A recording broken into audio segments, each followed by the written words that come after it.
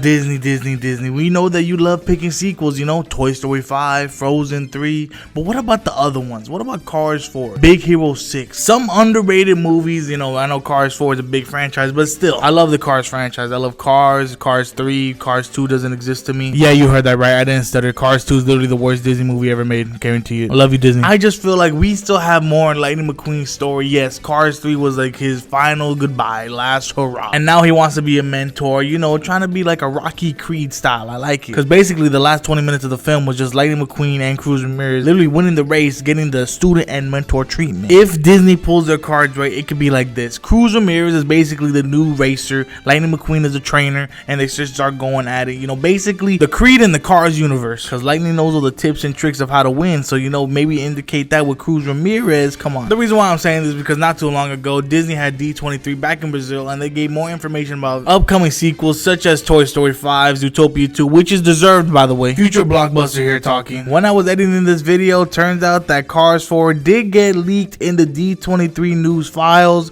so it looks like it's gonna happen. Because D23 asked members what movie are they excited to see the most, and looks like Cars 4 was up there as a choice. So do I give myself credit? Do I give myself? Nah, I don't give myself credit at all. That just deserves a big old. All honesty, if I had to choose between Toy Story 5 and Cars 4, I'm gonna pick Cars 4. Toy Story 5 had 2 endings already. The franchise had 2 endings. Should have ended at 3. But if Cars 4 did actually happen, because this could get scrapped too, what would you think about that? Can we finally get the conclusion of Lightning McQueen's story? Because I did not like the ending. I'm just saying, I wasn't one of the big fans of it, but I did like the movie in general. But another movie we gotta focus on is Big Hero 6. No one is even talking about this no more. See, this is what I don't get. People hate this movie for some odd reason. I don't know why. Big Hero 6 is a classic. The only thing we got after this movie was literally a little mini series called Baymax and Big Hero 6 the series, but that didn't do too good. This movie released 10 years ago. It just reached their 10th anniversary November 7th. I just feel like there's so much to explore in this world of San Francisco and what they got. Like, this is in honor of my homie Tadashi. Like, no one's giving respect to my boy Tadashi. Tadashi, you'll be missed, my boy. And that's why Disney should do a sequel just based off Tadashi alone. Because Baymax came back. Hero rebuilt him, okay? Hero can rebuild the armor and everything like that, no problem. They could literally be the friendly neighborhood Spider-Man or the friendly neighborhood group what they got. And then when push comes to shove, all of a sudden there's this big bad villain ready to be discovered. Plot twist, it was Tadashi this whole time. I just got chills right now. That would have been a crazy plot twist right there. Disney, I'm just saying, sign me up. I'm kidding, not really, I don't know. Because the success of the first Big Hero 6 did a lot. It crossed over $650 million, and that was 10 years ago. With technology being improved, Baymax about to pop up the screen, and I'm not talking about 3D, I'm talking about like 6D. Also, we had Fall Out Boy with Immortals and stuff like that, so technically it had a better soundtrack too. We don't need no lead up to how the team gets formed. We have a good cast of characters, a good fan base, and even a story that we could go a lot with. So Disney, I mean, like, it seems like we ready for Big Hero 6 too. I don't know what you're gonna call it, but still. One thing I love about Big Hero 6 is that it could change tones regardless of what it is. It could be happy and it could be like this. Baymax going all beast mode. I just love this movie so much. I love Baymax so much, you know, R.I.P. Tadashi still.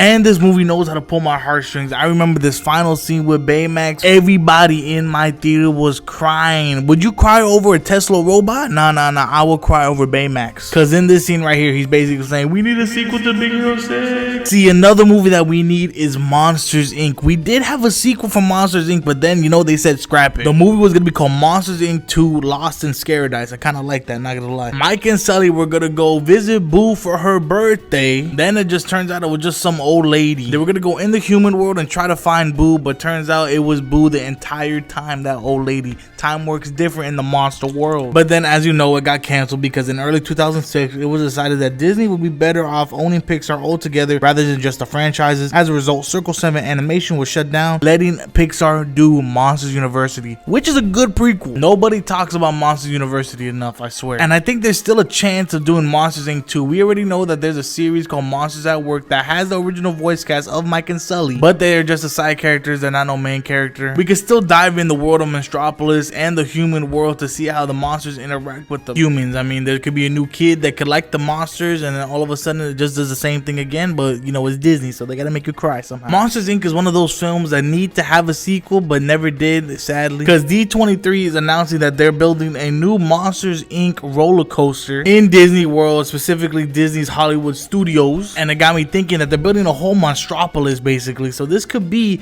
that either one, they're getting the idea from Monsters Inc., or there could be a new movie coming out. I'm reaching a lot, but you know what? Stay with me. While you're reaching, reach for that subscribe button, you know? And guess what? You don't have to pay a dime. It's free. What? That's crazy. But it also helps the channel a lot, so appreciate it. See, the thing is with Monsters Inc. is that everybody loves the franchise regardless of what they do. Monsters at Work was an alright series. Monsters Inc. is an absolute classic. Monsters University is underrated. I still stand by that. So might as well just put in a little sequel. Let us enjoy it as the fans, and honestly, just let us be happy. This last movie isn't even talked about enough, and I'm talking about the movie Onward. Because we over here, we got Star-Lord and Spider-Man playing in the movie. You know, Tom Holland and Chris Pratt star in this movie. Tom Holland plays Ian, Chris Pratt plays Barley, and they embark on a magical quest to spend one more day with their father who passed away. This movie is really touching, honestly, but I'm just confused. Are they elves? Are they trolls? Like, what are we doing here? And Barley is basically like the one that loves Dungeons and Dragons type-esque, you know, believes in the magic. He believes it a little bit too seriously, thinking that they're wizards and stuff like that with potions and even spells. So if you go in the sorcery world, I guess you could tell there's a lot of stuff to be explored in this movie. I'm talking like long lost sorcery, etc. Because you could tell that Chris Pratt and Tom Holland actually mess with each other. You know, they're actually buddies. I mean,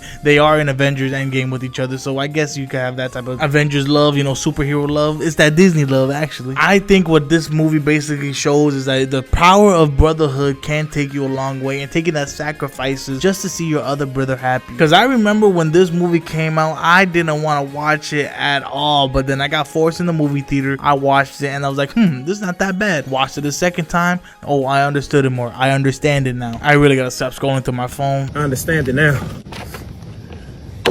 I still don't know how he does that, but overall, Onward is just a crazy film just to watch. I know it's on Disney Plus, but people haven't even acknowledged it. And if people don't want to watch it, that means we're not getting a sequel. So you know what? Watch it, run it up, run the stream. See, Onward feels like that type of movie where you know you could just snuggle in the bed, get a nice cup of coffee or hot chocolate, and get yourself some popcorn, lay down, watch it, and then you feel good about your day. You could even get a good night's sleep. That's the power of these kind of movies, you know? It just has that warm feeling. And I just realized it right now. The Onward came out in 2020, the same year as Soul. Soul was literally underrated too. Nobody talks about it near as enough, and I think Soul and Onward should be praised high, because 2020, that was the year of like you staying inside. You don't talk to nobody, they don't talk to you. All you were doing was watching Tiger King and watching movies. In 2020, I was running up my Disney Plus like there was no tomorrow. Every day I was watching a new show or movie, but I never forgot how good Onward and even Soul was. Soul doesn't deserve a sequel, but Onward does, and that's why Disney gotta pay attention, because these are underrated gems that nobody be talking about, but people talk about it on the down low. Because all of these movies have one thing: sympathy. We love to see an underdog story. We love to see a superhero sad story. We love to see a brotherhood family story. Like, look, honestly, I don't think no one wants to see a Toy Story 5. Maybe a mini series, just a short adventures again, but cool. But you're telling me I don't want to see that again. I don't want to see a third ending to Toy Story. Give us new adventures, and I feel like these movies have a chance of getting a sequel. No one just looked at it yet. With everything going on in the world, I feel like it's good to have a little laugh because of movies, just to get away from it and run in our imagination. What could possibly happen to our favorite characters? I mean, overall, I really wish these movies can be made, and it could be made. You never know. I predict the future, maybe, but I guess we'll never know. Thank you so much for watching. I appreciate you. If you're tuning in, subscribe for more content. It's just your regular guy, a blockbuster guy, and I'll see you in the next one. Take care. Have a good one.